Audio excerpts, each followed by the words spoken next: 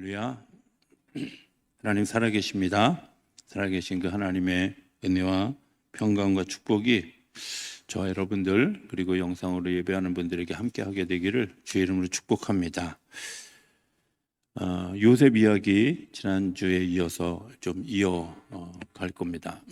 지난주에 제가 첫 구절에 요셉을 상징하는 옷 4개 이야기를 드렸던 것을 기억하시죠? 예. 무슨 옷이었죠? 채색 옷, 노예의 옷, 또 죄수의 옷, 그 다음에 세마포, 이런 옷을 상징하는 이야기들을 우리가 잠깐 나눴습니다. 요즘 세대에 많이 나오는 말, 제가 일기를 찾아보니까 1997년도 1월 셋째 주인가에 교회에서 설교하면서 이런 얘기를 했더라고요. 뭐 예전의 일이니까. 그런데 그 무슨 얘기였냐면, 갑자기 생각이 안 나. 사무엘의 고향이 아주 시골입니다. 시골인 것뿐만 아니라 산골입니다. 라마다임 소빔이라고 하는 굉장히 깊은 산골인데, 그 깊은 산골 출신 사무엘을 통해서 나라를 일으킨 이야기를 하면서 제가 그때 그런 얘기 했거든요. 제가 서울에 태어난 것이 제가 스트레스고 그리고 열등의식이다, 이런 얘기를 제가 드렸었는데, 요즘에 보면 젊은 사람들 사이에 그런 이야기들 많이 하잖아요. 금수저, 은수저, 흑수저, 이런 이야기. 아마 제가 97년도에 했던 그 얘기와 지금의 세대는 너무 다른 걸까? 하나님이 변하신 걸까? 세계가 변한 걸까? 뭐 이런 생각들을 해보게 됩니다. 아니, 그 말이 정말 정답일까 하는 생각을 하면서 안타까운 마음이 있습니다. 저는 지금도 제가 정말 그 시골 골짜기에, 잘 모르는 골짜기에서 태어났으면 더 좋았을 뻔했다, 이런 생각을 합니다. 왜냐? 저는 아주 굳게 믿는 격언 하나가 있는데, 젊어서 고생은 젊었을 때 사서라도 해야 된다, 이런 겁니다. 근데 요즘은 고생하려고 하지 않죠. 그래서 금수저가 되기를 원하고 은수저가 되기를 원합니다. 요셉은 잘 생각해 보면 금수저였을까요? 아니면 흑수저였을까요? 예. 우리가 이제 흔히 요셉을 생각할 때, 요셉은 굉장히 복받은 사람이다. 아니요, 전혀 아닙니다. 제가 지난주에 살짝 지나가면서 얘기했습니다. 야곱에게 12아들이 있는데 이 요셉은 11번째 아들입니다. 엄마 셋이 이미 있었어요. 태어나 보니까 엄마가 넷이네. 그러니까 아마 요셉은 어렸을 때부터 원래 엄마는 넷인가 보다, 이렇게 생각했을 거예요. 그렇죠? 왜? 태어나 보니까 형들이 있는데 이 형들이 또 만만치 않은. 여러분들, 우리가 잘 생각해 보면 이런 거 아닐까요? 엄마 배가 다른 그런 그 형제들이 서로 막 이 경쟁이, 이미 부인들끼리 경쟁이 있기 때문에 자녀들도 결코 이렇게 막 순하고 쉽고 편하지 않았을 거다 하는 것. 또 실제로 성경에 나타난 일들을 잘 돌이켜보면, 그리고 이름 하나하나를 다 들여다보면 그렇게 쉽지 않은 가정에서 자랐을 거다. 제가 요셉 이야기, 창세기의 야곱 가정의 이야기를 하면서 제가 많이 이렇게 식탁에서 혹은 농담처럼 하는 말이 있습니다. 이 이스라엘 문화도 우리나라 문화랑 비슷해서 가운데 메인 반찬을 놓고 자기 앞에 자기가 먹을 것을 갖다 놓는데, 그 메인 반찬을 먹을 때 어떻게 먹을까요? 형제들 많은 집에서는, 특히 야곱의 집안에서는 전투적으로 먹었을 거예요. 그죠? 가운데 있는 것부터 먼저 갖다 놓고 내 앞에 있는 건 잘 지키고. 표정들 보니까 형제 많은 집에서 살은 분이 아무도 안 계신 것 같은데, 여러분들 그런 과정에서 자랐습니다. 그런데 뿐만 아니라 아버지는 사랑하고 형제들은 미워하는, 그리고 제일 막내 엄마 밑에서 자란 서열도 11번째인 자녀. 형들이 죽이려고 했습니다. 구덩이에 밀어넣습니다. 요즘 많이 쓰는 그런 단어가 있습니다. 외상후 스트레스라는 건데요. 이 외상후 스트레스를 겪지 않았을까요? 죽음의 공포를 느꼈습니다. 깊은 구덩이에 들어가서 이제 죽었구나 하는 그런 두려움, 그런 아주 공포가 그의 삶을 지배했고 그 상처를 미처 치료하지도 못한 채로 애굽으로 팔려갔습니다. 애굽으로 팔려갈 때 은 20냥에 팔렸는데 은 20냥을 자기가 받은 게 아니라 형들이 받았고 자기는 빈몸으로 쫄래쫄래 애굽으로 끌려가게 되어졌습니다. 요셉은 결코 금수저, 은수저, 흙수저라고 말하기도 어려운, 어쩌면 가장 인생의 밑바닥에 가장 어려운 자리에 서 있는 사람이었습니다. 그런데 그 요셉을 하나님이 어떻게 사용하셨을까? 요셉이 어떻게 그 앞에 서게 되어졌을까 하는 것들을 저는 그 옷을 통해서 하나하나 좀 발견했으면 좋겠다. 첫 번째 채색 옷입니다. 채색 옷은 이런 걸 상징하는 거죠. 아버지가 나를 사랑해 준다. 내가 어려서 성장하면서 자라야 되는 세 가지가 있습니다. 하나는 육체가 자라야 되죠. 두 번째는 정신이 자라야, 세 번째는 영적인 게 자라가야 됩니다. 영적인 거는 교회에서만 얘기하는 게 아니라 사실은 모든 면에서 이 영적인 거 자라지 않으면 정서적인 것이 무너지게 되어져 있습니다. 이 영적인 것이 자라는데 가장 중요한 양식이 있습니다. 그 양식이 뭐냐면 사랑해 주는 겁니다. 사랑받는 겁니다. 내가 사랑받는 것을 느끼고 있는 겁니다. 정신과 의사들이 많이 하는 얘기가 있습니다. 정신과의 가장 좋은 약은 사랑해 주는 거라고. 그런데 정신이 온전하지 않은 사람들은 사랑받을 만한 행동들을 잘 못합니다. 그럼에도 불구하고 사랑해 주면 치료됩니다. 사랑해 주면 그가 회복되어집니다. 가끔 이런 생각이 듭니다. 요즘 같은 세대에 정말 세상이 미쳤다 이런 생각이 들지 않으신가요? 보면 일어나지 말아야 될 일이 너무 많이 일어나는 것. 개인적으로도 사회적으로도 국가적으로도 세계적으로도 일어나지 말아야 될 일들이 너무 많이 일어나는데 그 원인이 뭘까요? 저는 사랑 없음이라고 생각해요. 사랑받지 못한 사람들이 지도자가 되어지고 사랑받지 못한 자기 자신을 방치한 상태로 살아가다가 어느 순간 자기에게 뭔가 주어지고 나면 그 일들 때문에 잠언 31장이 얘기하는 것처럼 꿈이 없는 백성, 비전이 없는 백성들이 방자에 행한다. 우리말로 이렇게 굳이 번역하면 망할 짓만 골라 한다. 이런 삶을 사는 거죠. 요셉이 입었던 채색 옷은 뭘 의미하냐면 아버지가 나를 목숨 걸고 사랑해 준다는 거죠. 다른 사람들에게 입히지 않은 옷을 요셉에게만 입혔어요. 너 내가 사랑하는 아들이야. 너 내가 사랑하는, 내가 내 목숨과 같은 아들이야. 내가 정말 사랑하는 사람에게서 난 너는 진짜 내 아들이야. 아마 이런 표현들이겠죠. 하나님은 근데 우리에게 그렇게 얘기하십니다. 뭐라고? 여러분들 한 사람 한 사람을 바라보면서 너 내 아들이야. 내 딸이야. 내가 너를 목숨과 바꾼 내 아들이야. 너를 목숨과 바꾼 내 딸이야. 이렇게 이야기합니다. 우리는 사실 채색 옷을 입고 있는데 어떤 사람들은 채색 옷을 입고 있다고 생각하지 못하고 뭐만 봐요? 내 주변에서 일어나는 상황만 봅니다. 내 주변에서 일어나는 일을 봅니다. 꿈을 꾸려고 하지 않습니다. 그리고 그 꿈을 꿨는데도 불구하고 그 꿈을 지속해 가려고 하지 않습니다.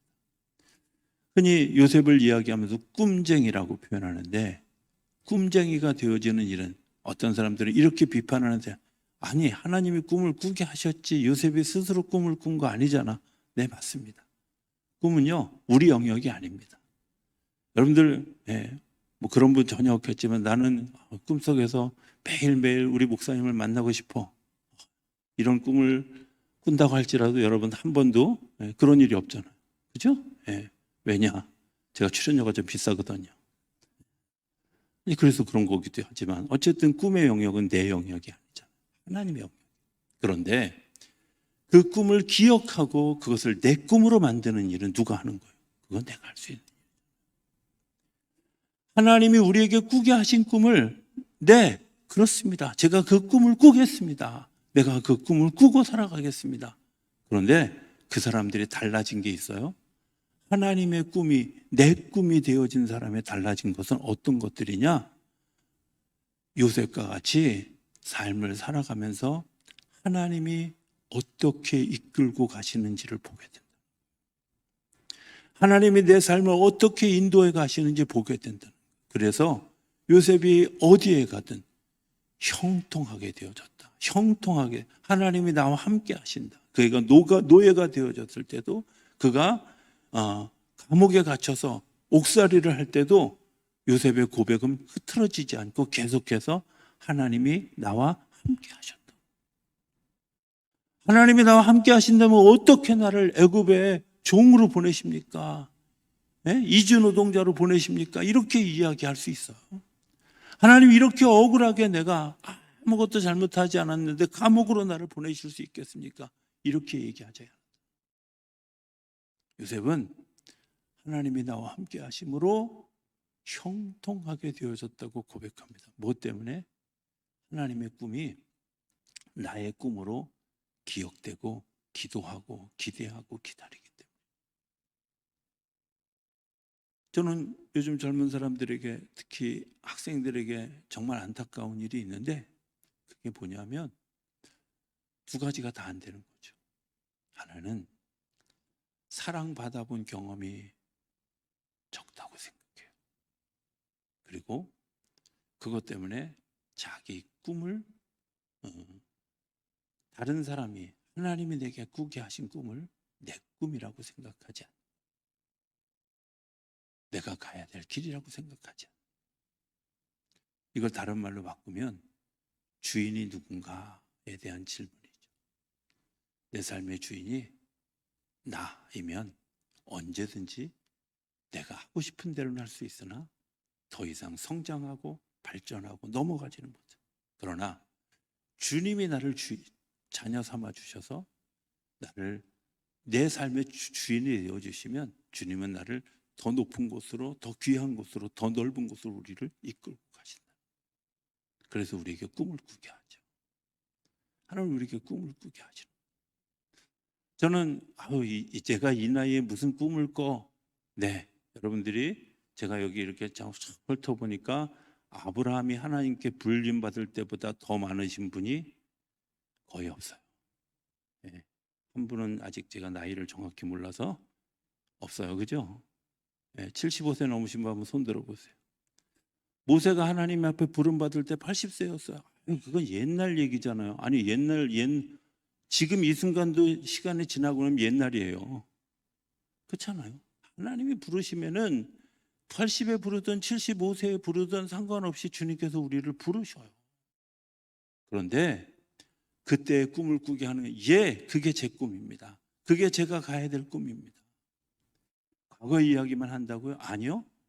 75세에 세례를 받은 이어령이라고 하는 분은 그가 짧은 기독교인의 인생을 살았지만 그가 한국 기독교 역사에 남겨놓은 자취들이 저는 굉장히 크고 지금 이후로 점점 더 커져 갈 거라고 믿어요.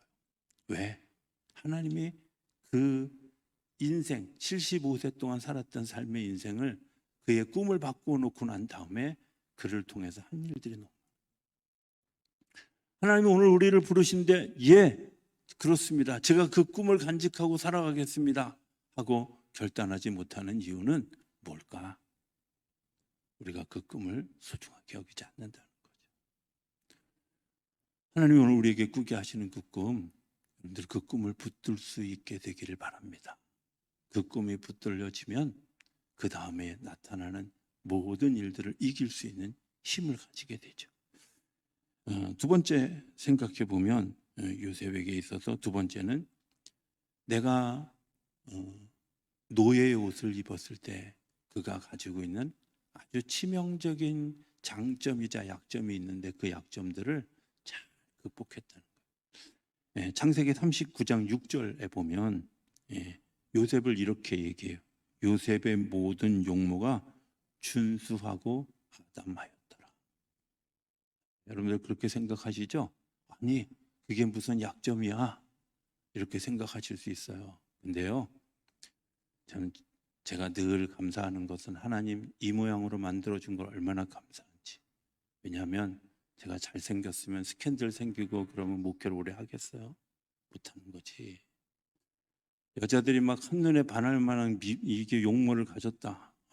요셉은 영화 한 편을 보면 제가 어떤 영화에서 영화 이름 제목이 잘 기억이 나지 않는데 어느 날 보디발의 아내 친구들이 보디발의 집에 놀러 왔어요. 4명이 모여 앉아서 수다를 썰고 있는데 갑자기 요셉이 이제 과일을 들고 그 방으로 들어와요. 그런데 마침 사과를 깎고 있던 한 여자가 요셉을 쳐다보는데 넋이 빠져가지고 손을 펴요. 잘 실감이 안 나요.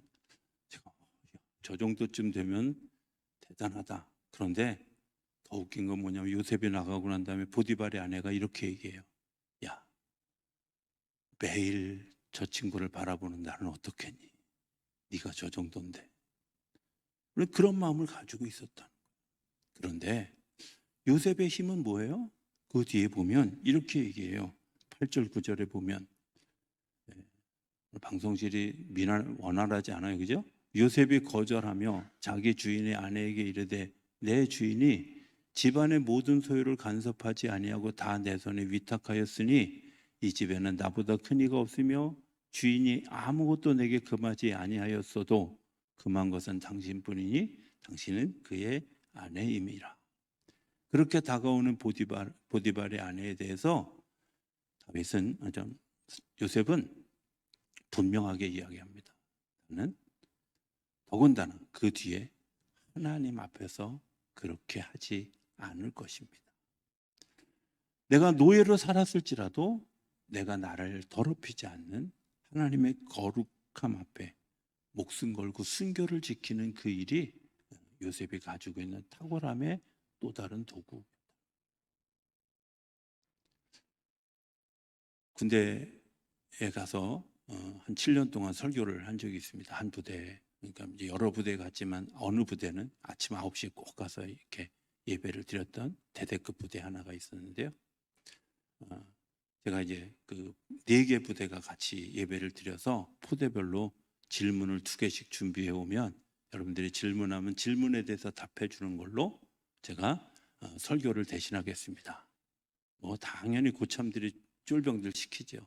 빨리 질문에 만들어 와. 그래서 제가 어쨌든 저는 그 예배가 인생의 제일 어려운 예배 중에 하나였습니다. 어떤 질문들을 할지 몰라가지고 제가 아는 게 별로 없는 데다가 군인들이 또 엉뚱한 질문들을 되게 많아요. 그중에 이제 한 친구가 이런 질문을 했습니다. 목사님, 질문이 있습니다. 뭔데요? 그랬더니 창녀랑 가서 하룻밤 자는 게 왜 죄인가요? 물었어요. 다 아는데 중요한 건요. 다 아는데 답을 말하기가 되게 어려워요. 그죠? 지금 여러분들 머릿속에 저게 뭐가 어려운 일이야? 또 한 번은 이런 친구도 있어요. 아니, 다른 여자의 아내랑 같이 밤을 지내는 게 잘못된 일인가요? 이렇게 또 묻는 친구도 있었어요. 제가 뭐라고 대답했냐면 이렇게 대답했습니다. 성적인 결합은 영이 왔다 갔다. 영적인 혼돈이 생길 수 있다고.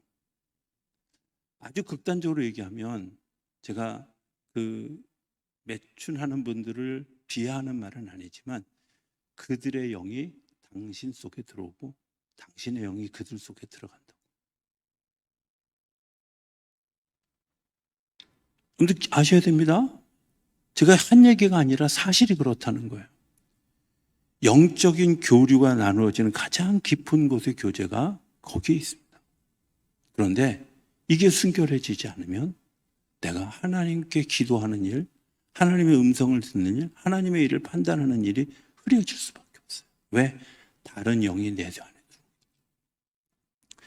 기독교인을 순결해야 될 가장 커다란 이유? 간단합니다. 하나님의 음성이 들려지지 않는 거예요. 하나님의 말씀이 들려지지 않는 거예요. 하나님의 마음들이 전달되어지지 않는 거예요. 분산되어진 거예요. 그래서 자기 삶이 흔들리는 거예요. 저는 젊은 친구들에게 늘 얘기합니다. 순결해라. 특별히 젊은 시절에 그 혼잡한 어떤 성적 관계를 가지지 말라고 얘기합니다. 되게 위험한 일이기도 하고 굉장히 어리석은 일이기도 합니다.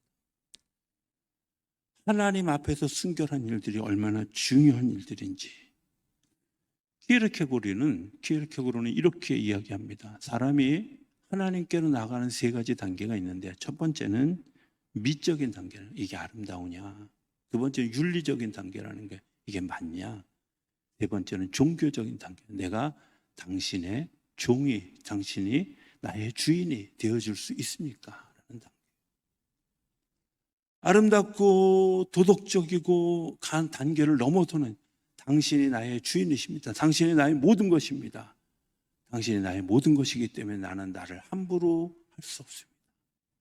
이게 거룩해지는 거죠.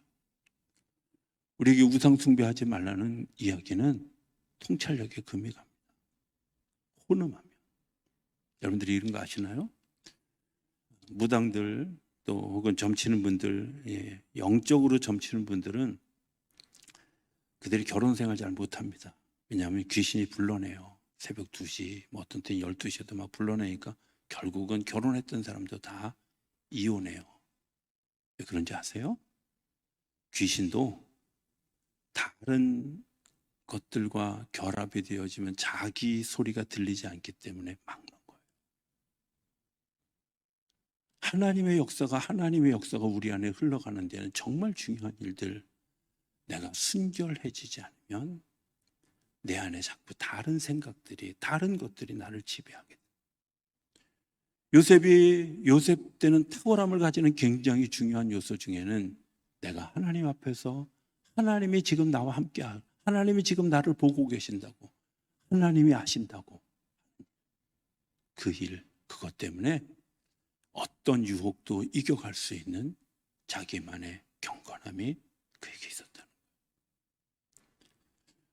요셉이 요셉되게 한 두 번째 사건. 세 번째 사건은 이런 겁니다. 성실성과 책임감입니다. 저 사람 믿을만하다라는 말, responsibility하다 이렇게 표현합니다. responsibility하다는 말은 두 가지 단어가 response라는 말과 ability라는 말이 두 개가 합쳐진 말입니다. 다시 얘기하면 어떤 요청에 대해서 내가 응답하는 능력입니다. 어떤 일들이 나에게 닥쳐졌을 때 그것에 대해서 내가 책임감 있게 내가 그 일들을 잘 감당할 수 있는.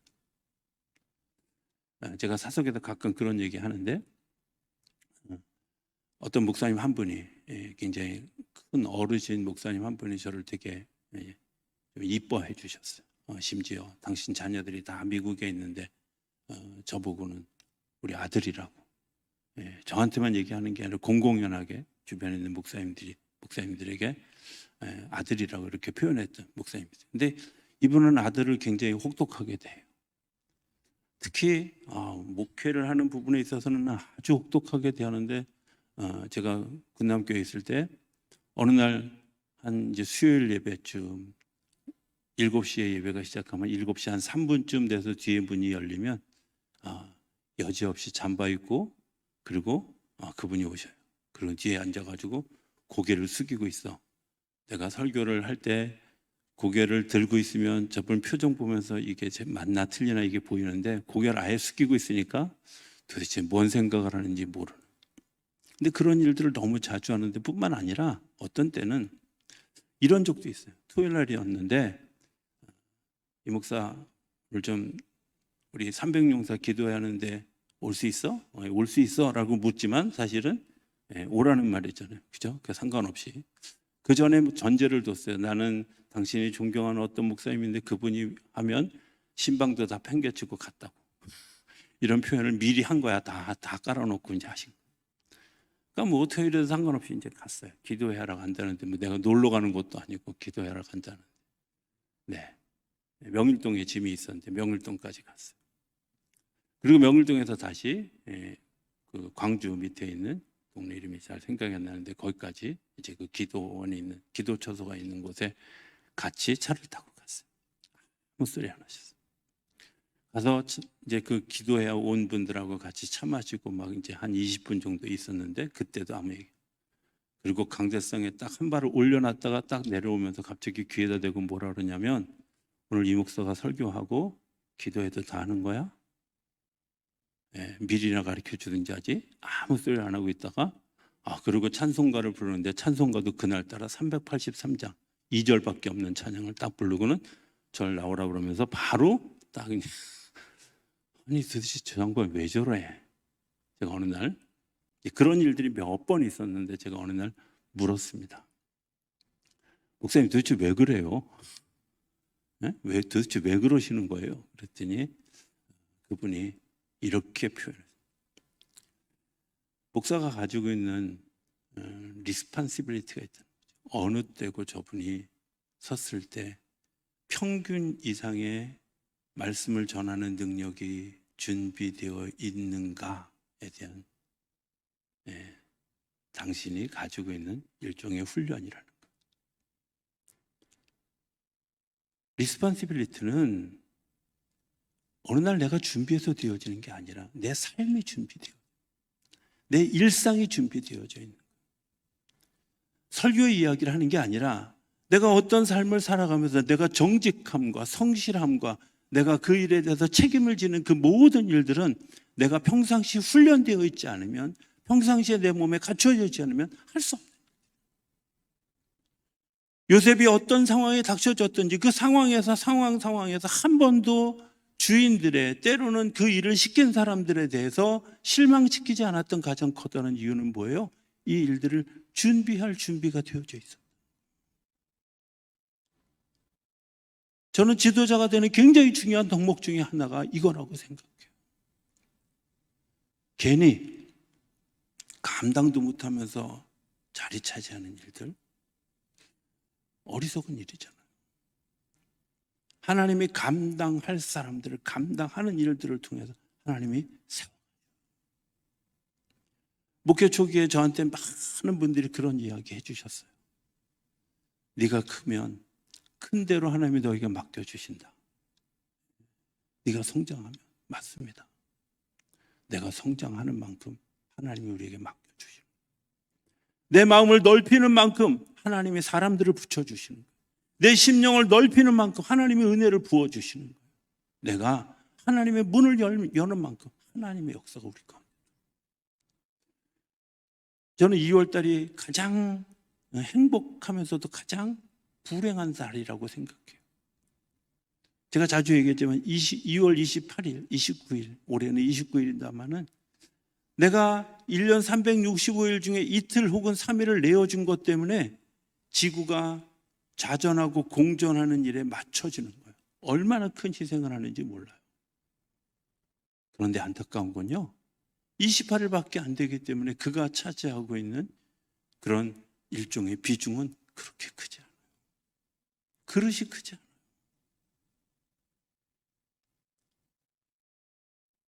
이월달 이미 오늘 아침에 뭘 하다가 아침에 일기 쓰려고 이렇게 일기 쓰는데 2월 4일 이렇게 쓰는데 벌써 4일이 지났어?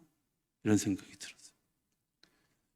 생각해 보면 이게 오늘이 10일인지 17일인지 막 분간이 안 갈 만큼 지금 정신없이 이번 달에 일들이 이루어지고 있잖아. 생각해 보면요, 이 일들 속에서 그냥 바쁘게 지나가는 한 달. 그런데 아주 중요한 역할을 하고는 있지만 그게 무엇이 우리의 마음을 넓힐 때, 우리의 문을 넓을 때 하나님께서 그 안에 부어주시는 역사들. 그건 하나님이 우리에게 물으시는 건 성실성과 책임성이에요. 그 책임성이 어떤 열매를 가졌을까? 그에게 나라를 다스릴 수 있는 그런 총리의 직위가 주어지게 하는 기초가 되어졌다. 네 번째, 세마포 옷을 입게 되었습니다. 통찰력을 가지게 되었다는 말입니다. 과정이 만들어가는 겁니다. 어느 날 주어지는 게 아니라 과정 중에 하나님께서 주시는 것. 그가 정말 불행한 환경, 불행한 자리에서 태어났고 불행한 길을 걸어온 것 같은데 하나님이 그 불행한 길에 걸어오면서 순결하고 성실하고 책임감 있는 삶을 살아왔던 그에게 하나님께서 부어주셨던 일들이 뭐예요? 더 큰 일들이라는 거예요. 더 큰 일들. 저는 이렇게 생각합니다. 역사를 책임지는 사람들은 어떤 사람들일까? 역사를 진다는 또 아주 커다란 얘기를 하는 게 아니라 내가 가정의 가장으로서, 엄마로서, 또 할아버지로서, 할머니로서 내가 어떤 역할을 할 수 있을까? 저는 이따금씩 가끔 이런 생각을 해요. 정말 우리 아이들에게 나는 좋은 아빠일까? 나는 우리 성도님들에게 정말 좋은 목사일까? 내가 우리 어머니에게, 아버지에게 나는 정말 좋은 아들일까? 이런 생각들을 종종 하게 됩니다. 특별히 많이 생각하는 것 중에 하나가 내가 정말 좋은 부모일까라는 생각. 좋다라는 말을 저는 이렇게 생각합니다. 판단하고 망할지 흥할지 또 무너질지 이런 거 판단할 줄 아는 거 누구나 다 합니다. 웬만한 지식만 있으면. 그런데 뭐는 못하냐면 망해가는 것을 다시 일으켜 세우는 것, 무너진 것을 다시 수보하는 것. 제가 오늘 제 일생의 삶의 정말 제 평생의 목회의 목표 제목이 이사야서 58장 12절인데요. 무너진 데를 수보하는 자로, 오래 파괴된 자를 다시 일으켜 세우는 자로 내가 너의 자녀들을 그렇게 세울 것이다. 내가 목회하는 그 목회 현장에 있는 그런 그 목회 성도들을 그렇게 세울 것이다. 이런 마음을 가지고 목회해가는 저 나름에는 정말 제 인생, 목회 인생의 전부를 걸은 말씀입니다. 그런 거 아니에요? 어떻게 세워져 갈까? 저는 이렇게 세워져 판단하고 이야기하고 평가하고 평론하는 일은 누구든지 할 수 있어요. 그런데 누가 못해요? 이 일에 대해서 대안을 제시하는 일은 아무나 할 수 있는 일이야. 요셉은 꿈을 해석했습니다. 바로의 꿈을 해석했는데 바로의 꿈을 해석하는 일 할 수 있습니다. 그런데 그 꿈조차도 점술가들이 해결하지 못했습니다. 그런데 요셉은 더 나아가서 이 일이 일어났을 때 어떻게 이 위기를 극복해 갈 것인가라는 대안을 바로에게 제시합니다. 이건 하나님이 주시는 영감이 있는, 내가 순결함으로 하나님과 교통하는 사람, 내가 성실함으로 내 삶을 감당해가는 사람, 내가 책임감으로 내 삶에 대해서 응답해가는 사람들이 가질 수 있는 능력. 아무나 가지는 능력이 아니라는 거예요. 하나님이 그런 훈련을 통해서 그에게 그런 일들을, 그런 영감을 허락해 주요. 저는 요셉을 생각하면서 늘 생각하는 게 있으면 탁월함입니다.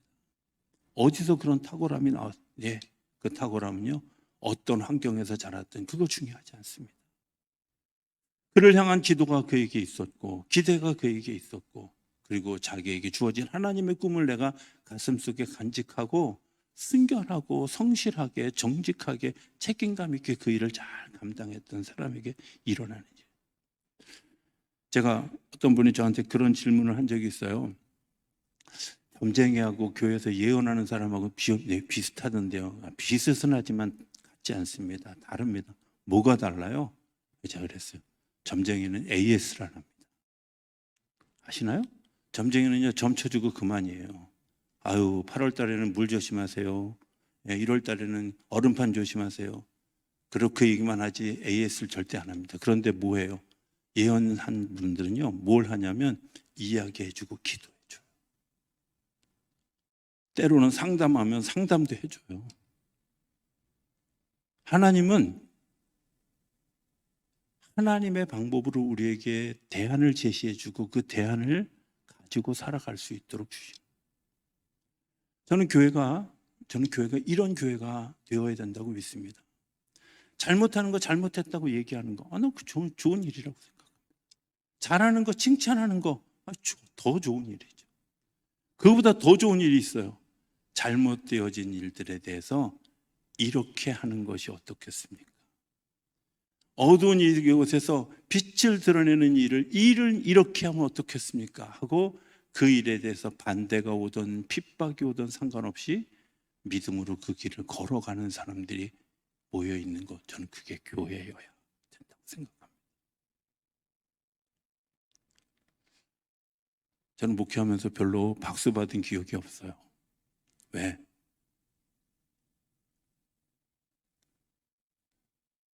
지금은 그래도 좀 칭찬을 좀 하는 척하는 편입니다. 근데 정말 칭찬 못하는 사람. 제 머릿속에는 오직 이 일들을 어떻게 극복하고 대안을 만들어 갈 것인가에 모든 초점이 맞춰져요. 잘못한 거 지적도 잘 안 하지만 잘한 거 칭찬도 잘 못합니다. 오히려 제 머릿속에, 제 마음속에, 제 가슴속에 있는 것은 하나님 이때 우리가 어찌하여야 내일의 희망을 만들 수 있을까요?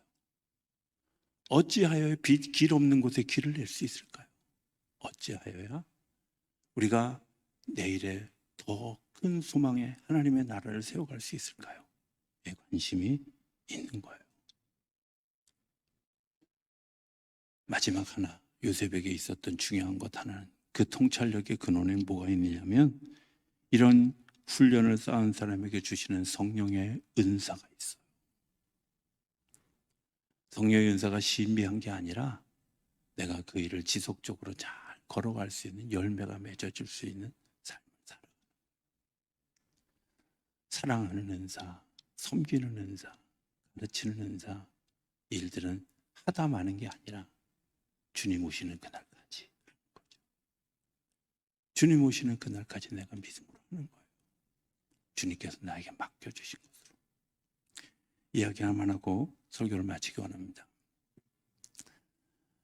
1999년도에 어떤 영성 프로그램을 알게 되었고 그 프로그램에 이제 관여하게 되어졌습니다.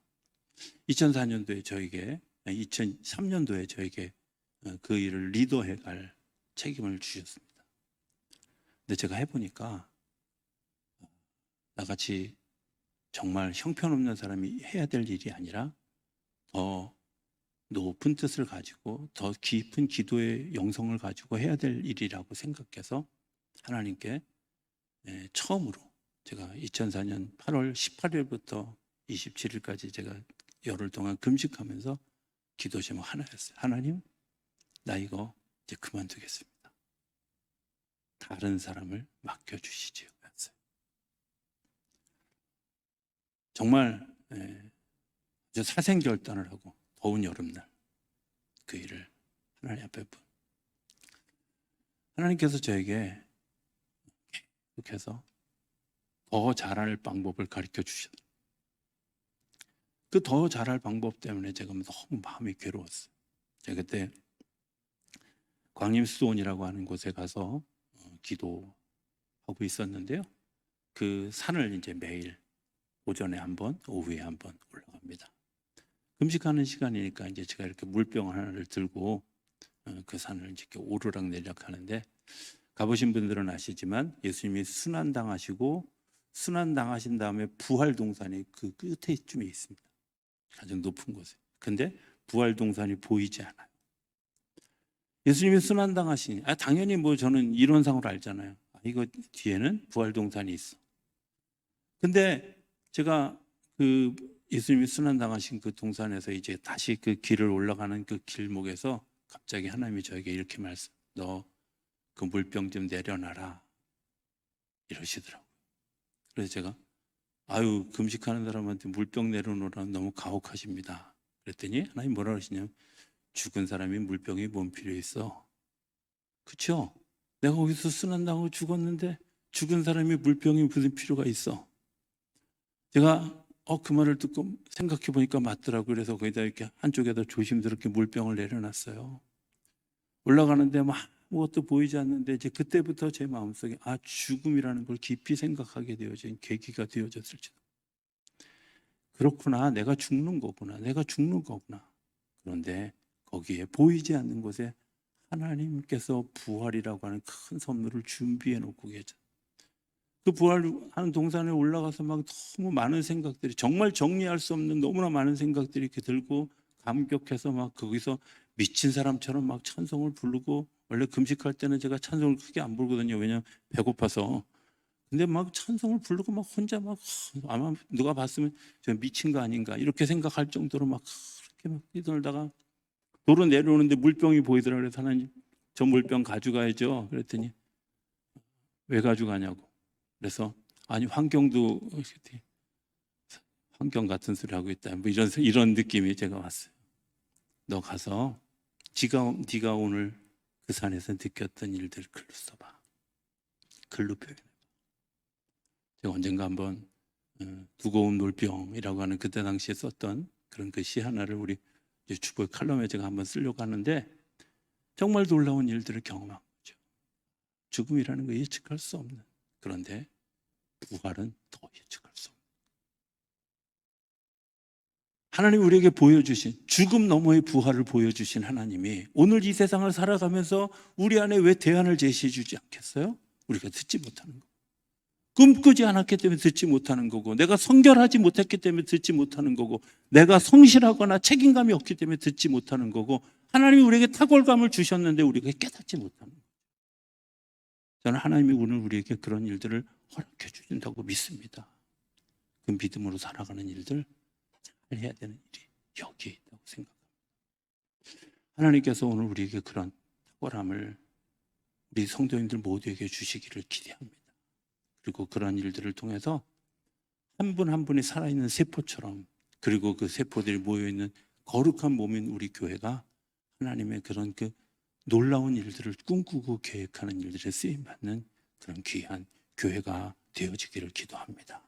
그런 역사의 주인공들이 되는 우리 모두가 될 수 있게 되기를 주의 이름으로 축복합니다.